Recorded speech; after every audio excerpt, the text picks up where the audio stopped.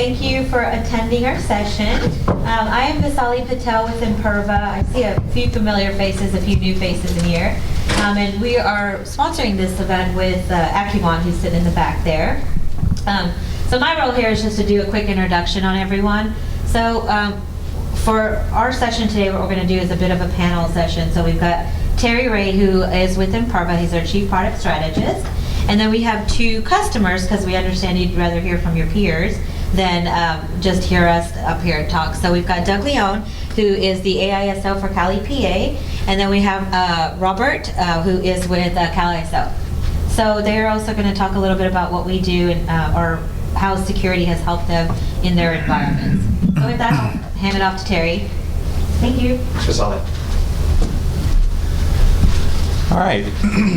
Thanks everybody for coming. I appreciate it. I know this particular tech trend is not specific to security, so I expected this room to be a little bit smaller than what we experienced at the Cybersecurity Symposium. The presentation that I have today is actually fairly small, to be honest. It's going to talk about those trends that we're seeing in the cybersecurity space, specifically around data theft and data extrusion.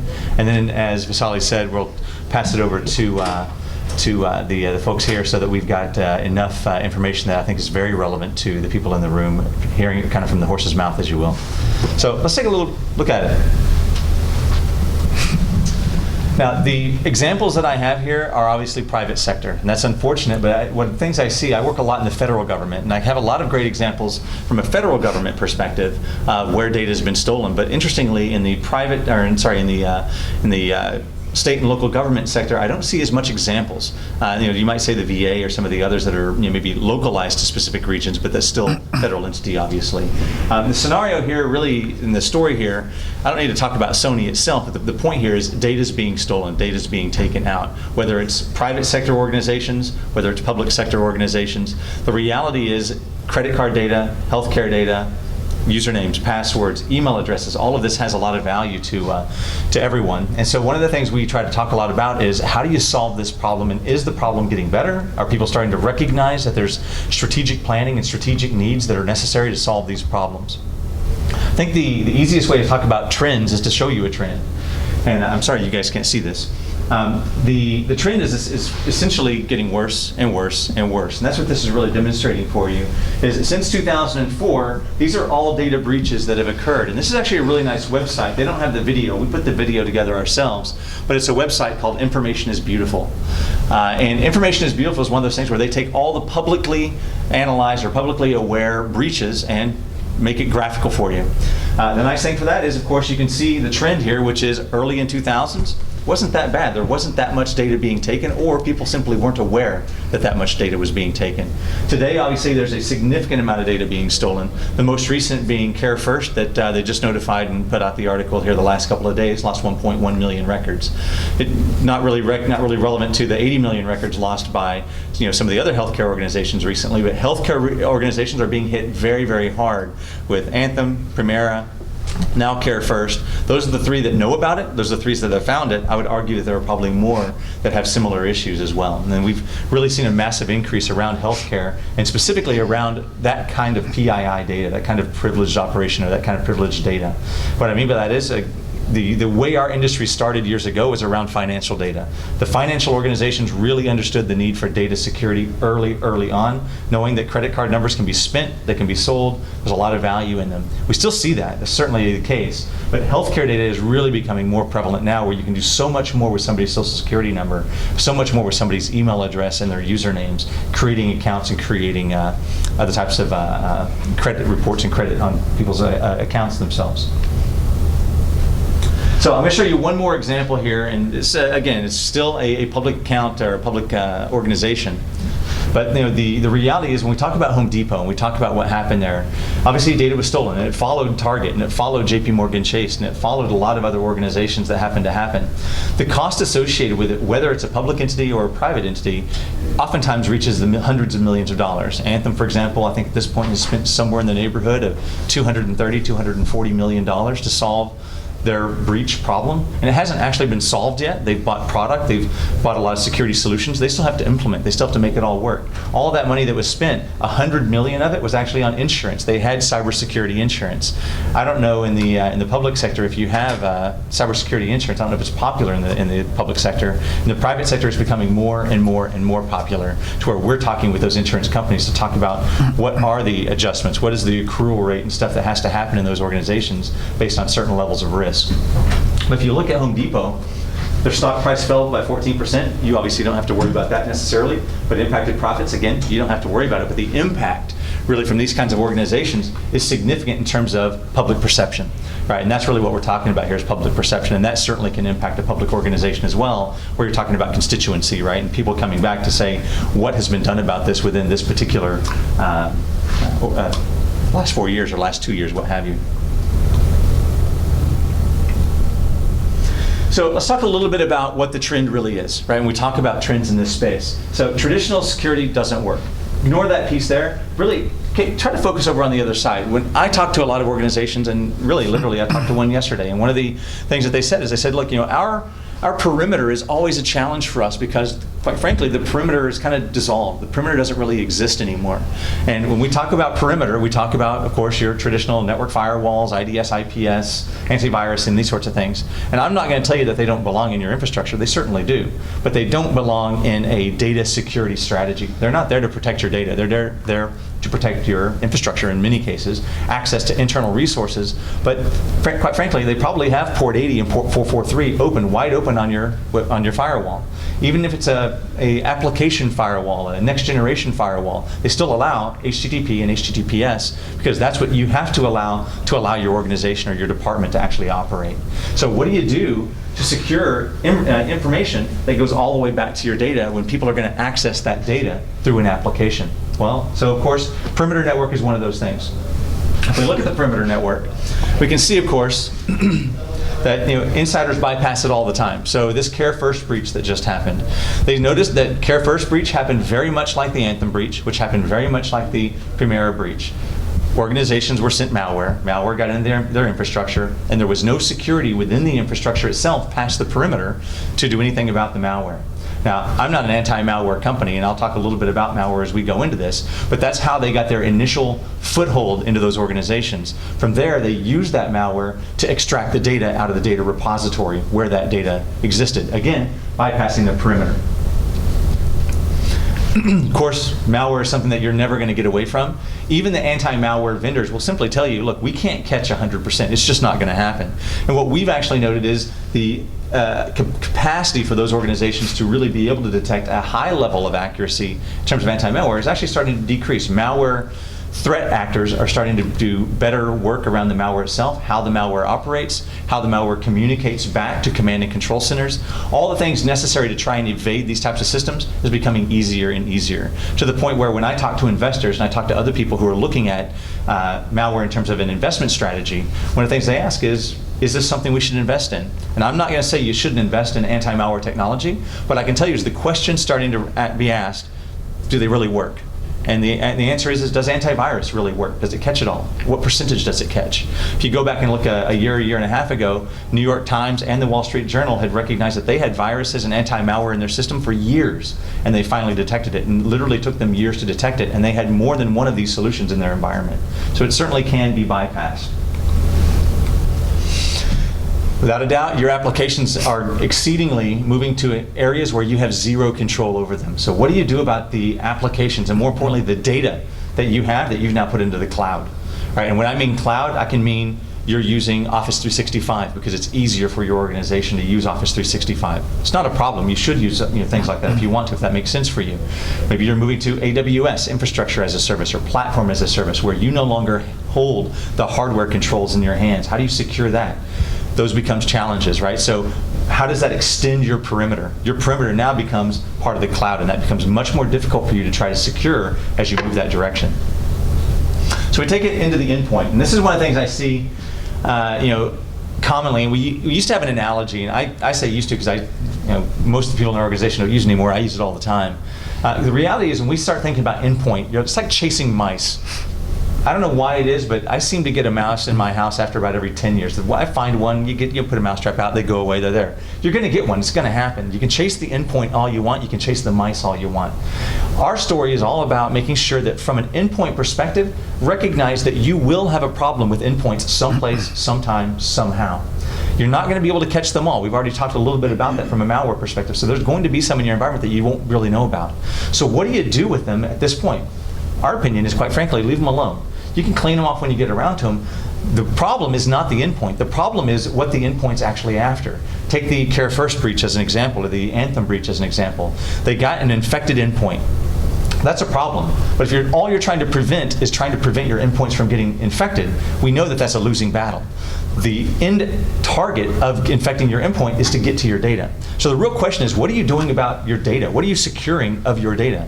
I find a lot of organizations that have solutions to try to prevent threat actors on the endpoint, knowing that they're not going to be 100%. But the flip side is, what are you doing around the data? And the answer is, we're not doing anything around the data. So they're trying to simply chase the mice, but they have no controls over their data. And that's a big problem for them. Our message is, secure your data and go chase the endpoints all you want to, but know that your data is secure. If you get an endpoint that's infected, great. Disinfect the endpoint, fix the endpoint, wonderful, but know that your data is secure and maintain that level of security inside the environment. So we know users are, my father works, my mom works still. So, at the end of the day, they love to click on absolutely everything. Any email I send them, they're going to click on it. And everybody has those kinds of, those employees in their infrastructure. Duping users into opening up vulnerabilities. It's going to happen. If you've got 100,000 employees or you have 100 employees, somebody's going to click the link. I guarantee you somebody's going to click it. And of course, a whole separate topic is BYOD, the things you don't have control over. Now, I've talked to a lot of organizations within the California public space, and I think there's a pretty good effort around using systems that don't allow people to use BYOD devices. But the reality is as we again move toward the cloud and we start doing more things in the cloud, if you have as I said, Office 365 or OWA even, and people are allowed to access through an unmanaged device, a laptop or their home laptop or their iPad or what have you, their phone, and it's not managed, that becomes a problem. That becomes an issue of an endpoint threat. The way I like to talk about it, really, before we talk about the application piece, is it's a lot like an M&M, right? Hard on the outside, soft on the inside. Really, what your network needs to be like is a peanut M&M, hard on the outside and hard on the inside. And that's really what I'm seeing a shift in the market move toward, is making certain that people have those level of controls inside as much as they do on the perimeter as they've had for the last 30 years. So when we talk about the applications, it's a very unique space for application. I want to be very clear here as well. We look at applications. When we say application here, we mean web application. Obviously, you have 1,000 different applications in your infrastructure that aren't web related. But web applications are very unique when we talk about applications in that, a lot of times you write them yourselves, your consultants write them, somebody wrote them 20 years ago and you're still using the same application that can't be patched or can't be used. You can have a third-party application that again can't be patched or can't be used, or you have to wait until that third-party vendor decides to patch that application, and until that time, you accept that level of risk. Yet at the same time, you have to allow all access to that application because that's part of doing business. And the unfortunate thing about these types of web applications is all they are is a client for your database or your file server. Take SharePoint as an example. Now, most of you probably don't have SharePoint accessible to the web. But even where you do, and I do have customers that have that, they have access to a file server. They have access to a back-end database. And certainly every customer I have has a web application that all it is a front-end access point to a back-end database that does a lot of things. Take, I'm not going to pick on a particular bank, but take one of the largest banks in the United States. They have an online banking application, and certainly sitting behind there is the ability to access all your information, all your banking kind of information, pay bills, do all kinds of fun things with it that you wouldn't want somebody else getting to. But all that data exists there. It's problematic. So what's the story? Story is this, right? Today, perimeter security is a lot like your house. You lock your doors, you lock your windows, you have an alarm system maybe when somebody breaches the perimeter. Our story is very simple. Make certain that as you have these devices inside, do something about the devices. Some people have video cameras inside their house in certain strategic areas of the house, of course, but have video cameras inside your house. They have safes inside their house, another level of security. You've never walked into a bank, or hopefully you've never walked into a bank that while it had the security guard in the front of the bank, they didn't also have a video camera in the vault, and have a vault, by the way. Right? They have different levels of security because they've recognized from a physical security standpoint, they have to have controls and security around what people want to steal from that bank, which is the money. And they put controls immediately and directly around what you would want to steal there. We haven't yet, from a global security perspective, gotten to the point where we're ready to put controls around all of our data, though many people are getting there. So we're going to talk a little bit about Imperva here. It's one slide, but at the end of the day, this is literally all that we do. We do data protection. We provide controls around your database, provide controls for your web application firewall. We provide controls for the data that you've put out in the cloud. If you're using Office 365, you're using OWA, we have controls that can make certain that your users are tracked, that what they put into those cloud applications, you're aware of it, and you have visibility and audit controls around all of that. If you need to be in AWS, we have controls for that. Our goal is to follow your data wherever your data is. Mainframe, IMS, all the systems that many people perceive as unauditable or systems that nobody supports anymore. We have full support for them.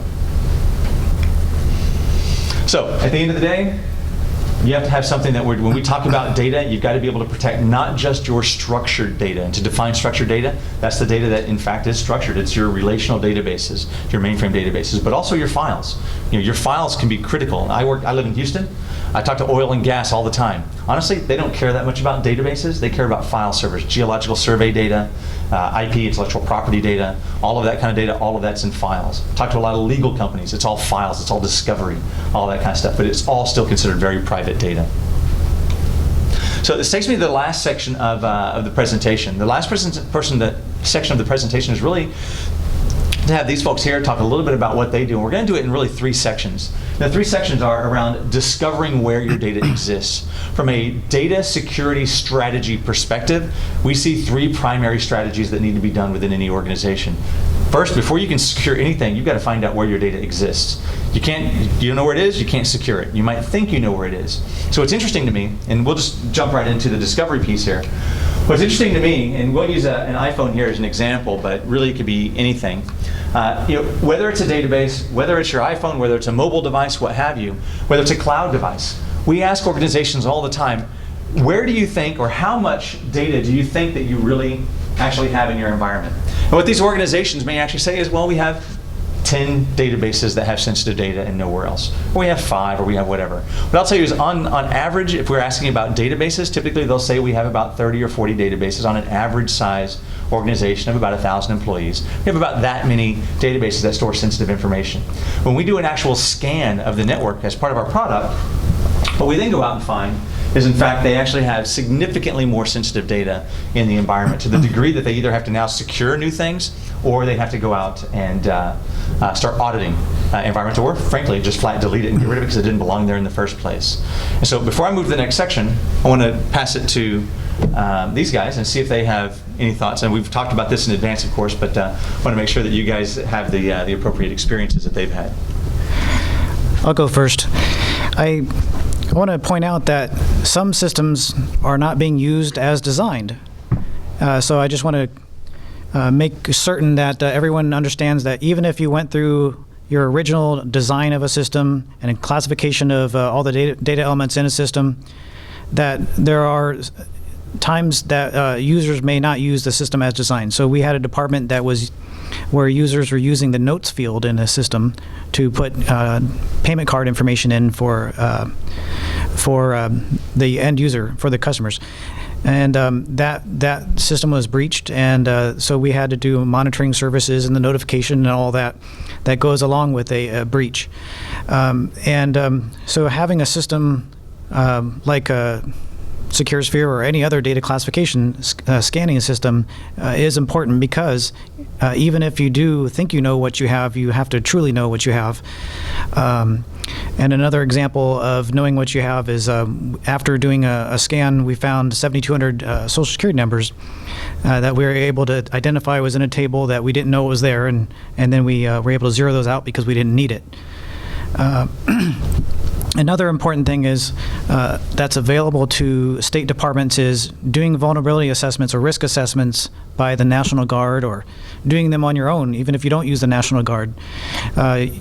The National Guard uses a web vulnerability assessment tool called the NetSparker. There's another 50 other vendors who do vulnerability assessments.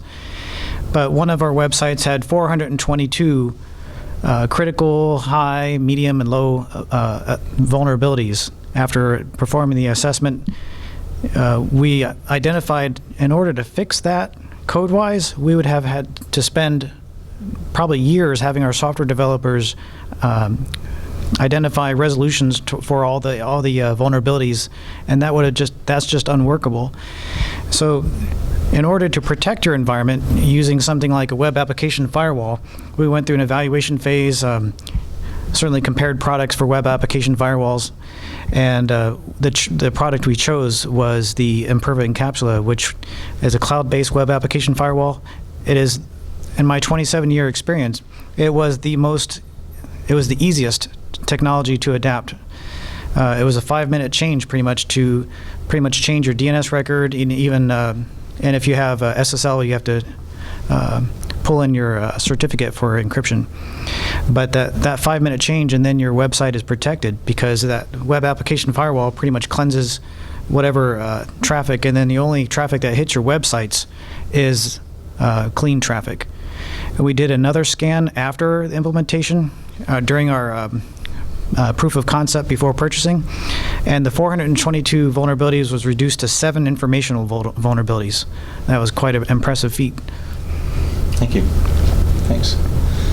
I don't think you have anything on this one, right? Okay. All right, so thank you very much.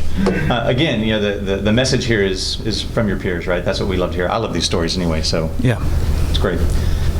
So we move over to protection. That was discover. We'll move over to protection. Protection is, of course, a bit of what he's already talked about, being able to actually stop these types of threats from coming in. And I know we'll have a few more stories, but at the end of the day, when we talk about protection, it's certainly visibility. Visibility plays a role in protection, because in some cases, just knowing that something's happening allows you to take action.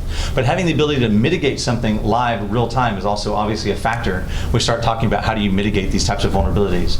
When we talk about vulnerabilities, we're not just talking about known vulnerabilities. We're talking about people just actively attacking you. In some cases, it might not even be an attack to steal data. It may be an attack to take you offline, a DDoS, right? Taking you down and removing your capacity to do business on the internet. So, of course, people are trying to steal lots of different things, and this is what we talked about a bit ago. The intellectual property they try to steal, customer and employee information. Now, I will say it is something of an oversight in some cases.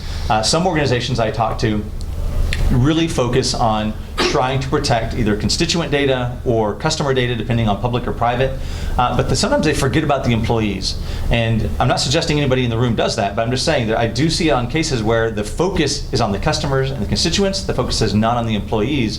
But in some cases, we're talking about 22,000 employees, or 25,000, or 28,000, or 50,000. We're talking a large number of employees whose data is just as critical as a customer that can be massively impactful for any kind of an organization or department. So if we look at the environment itself, certainly, you've got the types of data, you've got a significant footprint in terms of the number of employees that share that data within the infrastructure. And then, of course, you can have systems to be able to lock that down regardless of where that data actually exists. And we've talked about structured and unstructured data and the types of data that exist there. But if we move that and we talk about where that data exists, just a reiteration, and I'm not going to have to hit it again after this, but it's your web applications that are the primary access point to touch that data. And of course, databases and file servers are where it exists. From an Imperva perspective, we bundle that into a web application firewall, database firewall, or database activity monitoring, file and SharePoint activity monitoring would be the kind of the buckets we kind of put that into. What's interesting for us is it's really all one product suite where you can bring it all together, because we have organizations, frankly, and every organization is like this. You've got a web application, you've got databases, you've got file servers. The likelihood, given the market shares, you probably have SharePoint somewhere. So having a solution that allows you to cover all of that is what's really been a benefit to a lot of organizations to be successful. So I'll move this over after I'll do this one example here. One of the things we can do as well, and we see a need for, is really understanding who the actual end user truly is. And if we take this from a web application perspective, and I know I'm focusing a bit on web applications, if we take it from a web application perspective, think about this scenario where you have a user, an employee that's logged into your environment and is touching a critical application. And then 5-10 minutes later, that same user logs in and touches that same critical application, but they do it from a foreign country. I know that's kind of hard to see, but it says Turkey there. Not picking on Turkey, any foreign organization, don't matter whether geographically where it is. Point is being able to distinguish between one user and another user and really truly understand who that user is by doing endpoint identification from an application perspective, from a web application perspective. Traditionally, this technology was used for anti-fraud for financial services, noting that somewhere in the neighborhood of about 10% of all new logins, all new accounts that are created on most financial services organizations are fraudulent. So the idea here is to be able to decrease that overall fraudulent activity on those organizations. Now, it started with finance, but it's moved throughout the globe to recognize that fraudulent activity happens every single time there's a massive breach of usernames, email addresses, beautifully if there's passwords as well, but even usernames and passwords, people can start to guess, usernames and email addresses, people can start to guess the passwords. So a great example, Care First, they just launched 1.1 million records, which they said, no social security numbers, no PCI data was taken, so they say, but usernames and first name, last name, and usernames were certainly taken. So the expectation is you're going to see a slight spike in the number of fraudulent activity of people trying to use common passwords with the live real email addresses. So again, trying to protect all that and understand it from an anti-fraud perspective is one of the things that we can certainly do. So when we talk about protection, let me go back here. When we talk about protection, I'd like to bring it to the table again and see what experiences they've had. And I'll start over here with Robert. So in cybersecurity, I think we understand this concept of defense in depth. Terry had the bank analogy, right? So, you have the guard at the door, you have the cameras, you have the vaults. And for us, we also understand with the changing, emerging threats, firewall on your perimeter and antivirus on your inside just isn't enough anymore. But I also think from a cybersecurity perspective, there are times when we don't do ourselves any favors by the way that we present to the rest of the business. I've seen firsthand cybersecurity organizations bring to the rest of the organization these security strategies, these security technologies, and they sort of they use that security concept, security notion as the hammer to kind of get what they want, rather than being sort of more collaborative and selling the rest of the organization on the benefit of that security. It's a little bit of sometimes it's a little bit of not in my backyard. Everybody conceptually wants security. They want to be secure. They want their systems and data to be secure. But then when you go, well, I'm going to implement something, they go, well, hold on. This is what's this going to do to my web application? How is this going to impact my customer experience? How, what's it going to do to my availability? And I think what we need to do is do a better job of selling organizations on the fact that securing that infrastructure, securing that data is part of the availability. It's a key part of that availability. So when we purchased and implemented Imperva web application firewall, it was an unknown to the rest of the IT organization outside of the security piece.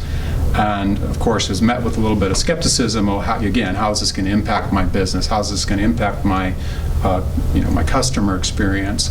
And what we were able to do is we were able to show the output of the events and alerts of the web application firewall to the other IT managers, whether they were software support, they were infrastructure support, database administration, storage, and say, this is the reality, right? This isn't just sort of a theoretical sort of thing, these fears about false positives and impacting our business. I'm able to show my peers this email from this appliance that shows these cross-site scripting events that go on continuously throughout all day and night, and demonstrate to them the realities of again sort of the bad things that could happen if we don't have this type of defense in depth technologies and infrastructure on the security side. So that's, for us, I think that's a big benefit beyond the fact that it's actually doing what it's doing. Our ability to demonstrate that to show people that the value of it. Thank you. Anything to add on that? Nope, I think it's right on. Okay, perfect. All right, so let's move to the last section here. The last section is around compliance, and depending on your industry in terms of your department's focus in particular areas of business, whether it's healthcare industry, healthcare services, whether it's energy services, what have you. The point is regulation tends to play a part. The reality of regulation, and people ask me all the time, can you make me HIPAA compliant? Can you make me FERC compliant? Whatever type of compliance can you make me? The answer is, very likely we have a role to play in that part of compliance. Because when we start talking about compliance, particularly IT and cybersecurity compliance, we're talking about protecting data, right, as we've already talked about. So it all kind of falls down into, regardless of the compliance regulation itself, it all falls down into a few primary mandates. In many cases, those mandates include auditing and reporting. You've got to audit who's touching what, when, and where. So you have the forensic trail as well as the audit trail to show an auditor. User rights management, it's kind of our term, but being able to not tell somebody who has touched your data, but instead being able to tell somebody who actually could touch your data. I've got 50,000 employees who could touch my data, who have rights on my data, who have the ability to go touch it right now. But of those 50,000 employees, 10,000 of them have only actually touched the data in the last 6 months. Maybe it makes sense to decrease the roles and rights and grants that exist for the other 40,000 employees. This is actually part of the requirements, depending on your interpretation of HIPAA, that says, look, if you have employees that haven't touched your data in 6 months, then you need to get rid of it. Databases don't tell you the last time that a person's actually touched your data. So it's a solution like this that you actually have to bring to bear to say, I need to be able to know who has touched my data, and I need to know who could touch my data, and take the delta from that and say, here are the people who haven't touched it over X amount of time. It's a way to solve that problem. It's one that many organizations, I literally talked about it yesterday, many organizations can solve this problem very easily using this kind of technology. Sum it up, you can take all those regulations and it really falls into some very small buckets around data security and being able to do that. So when people ask me, can you meet X regulation? The answer is almost assuredly 100%. If it's around data security, I can meet your data security portion to that particular part of the regulation. So I want to open it up to you guys just around regulation. And I don't know, we didn't talk a lot about it, but if you have anything to add, I'd love to hear it, and then we'll wrap up. For us at EPA, we don't deal with... Did you know your mics are not? Oh, Can you hear it okay back? Yeah. okay.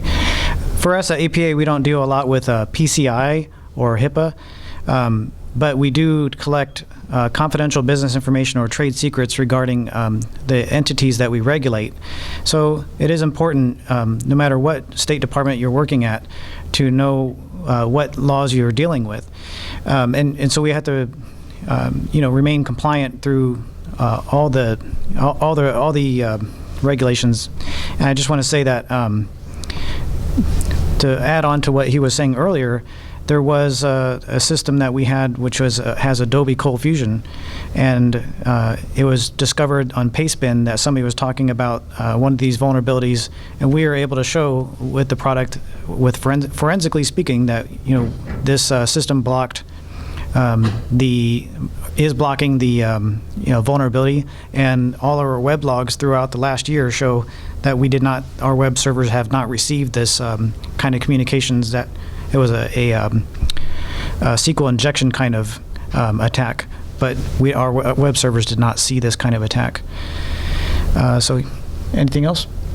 Okay, thanks. Okay. Robert? I think for us, we're critical infrastructure. We're highly regulated, and the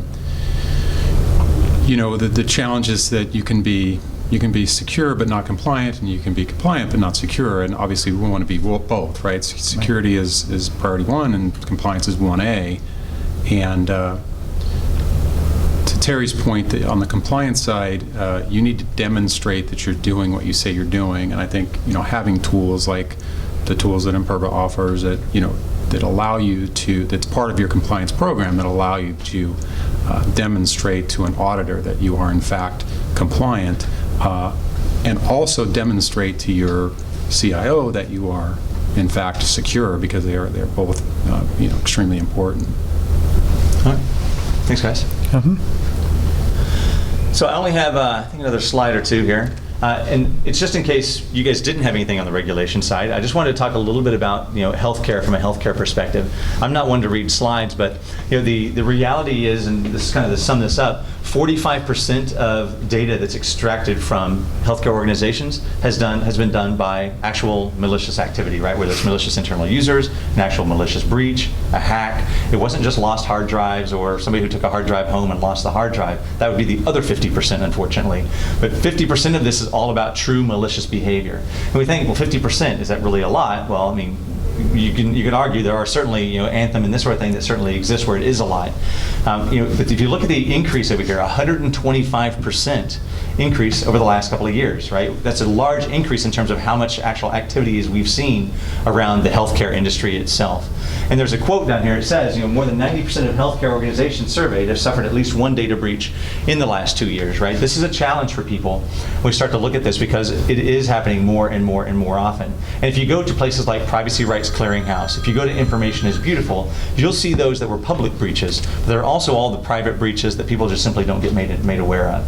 There's a lot of breaches as well that happen, of course, that everybody will tell you about that simply the organizations themselves don't know that they were breached, right? You've got to have something that tells you were breached before you actually know about it. In many cases, it's actually the FBI or the FTC that comes to you.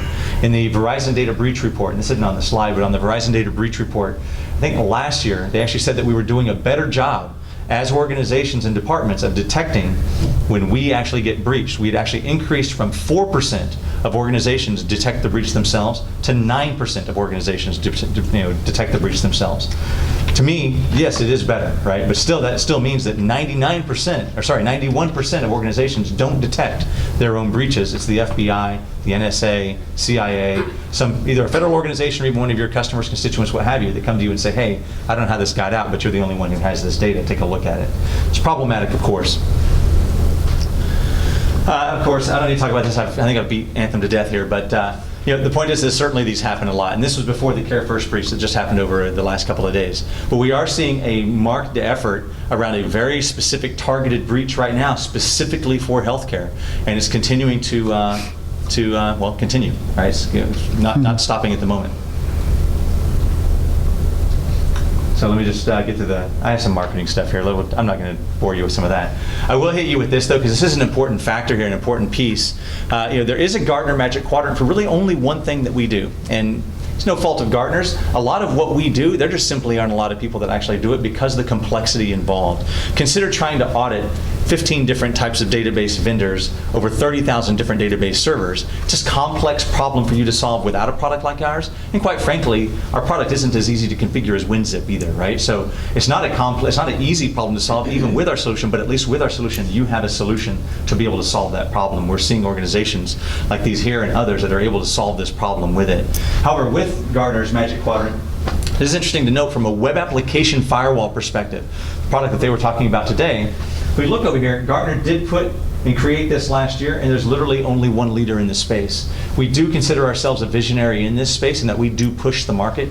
We're really the only vendor in this space that actually, this is all that we do. Every other vendor in the space does something else as a primary and does security as a secondary place. So this is something that we're quite proud of, which is why we put it up. And that leaves it to, I think that was supposed to work. There we go. To the end. So I'll open it up for questions if you have any.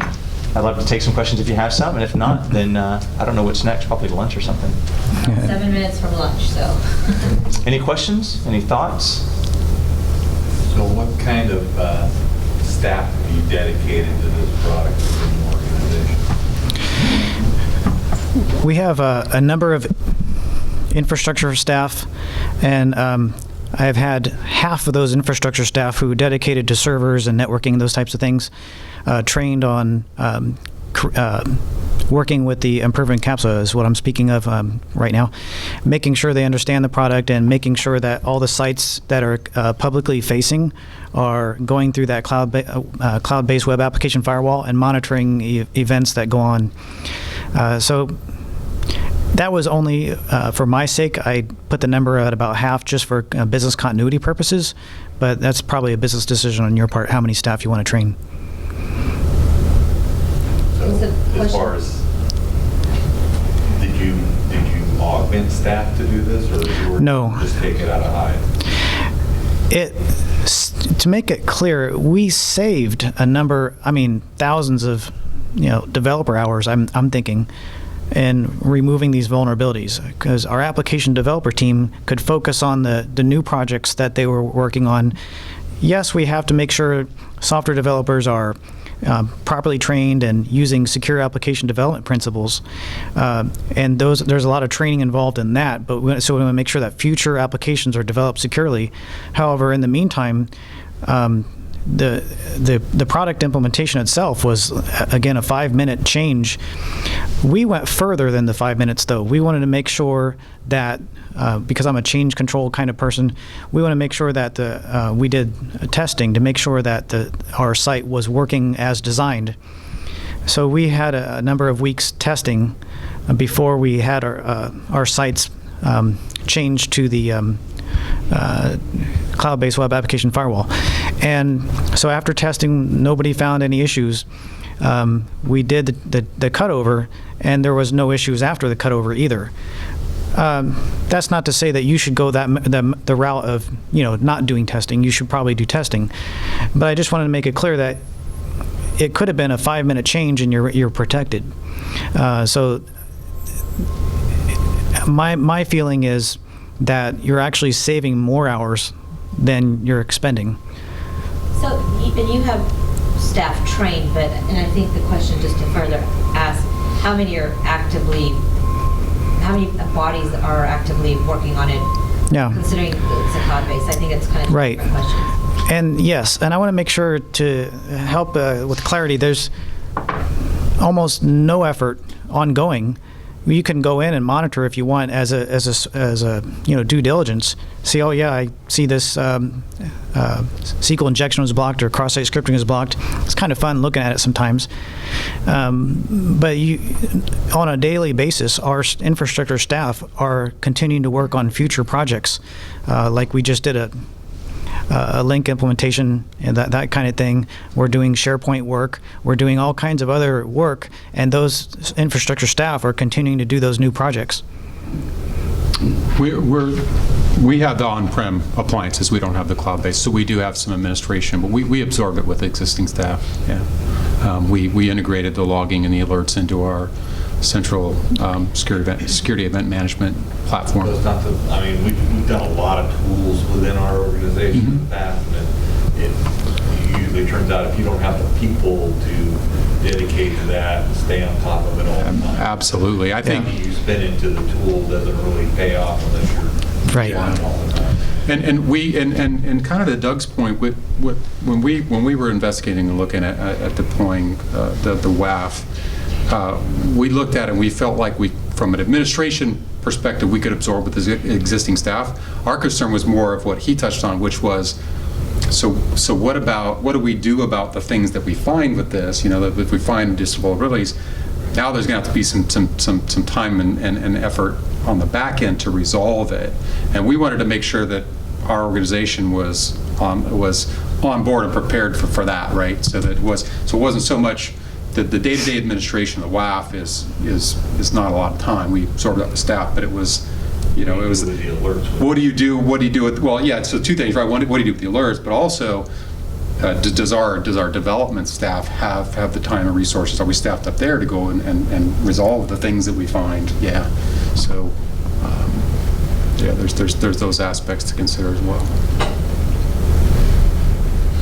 Thanks. Any other questions? Everybody's hungry. See it in your eyes. All right. Well, thank you very much. Thanks, Doug. Thanks, Robert. Thank you for your time. Thank you all.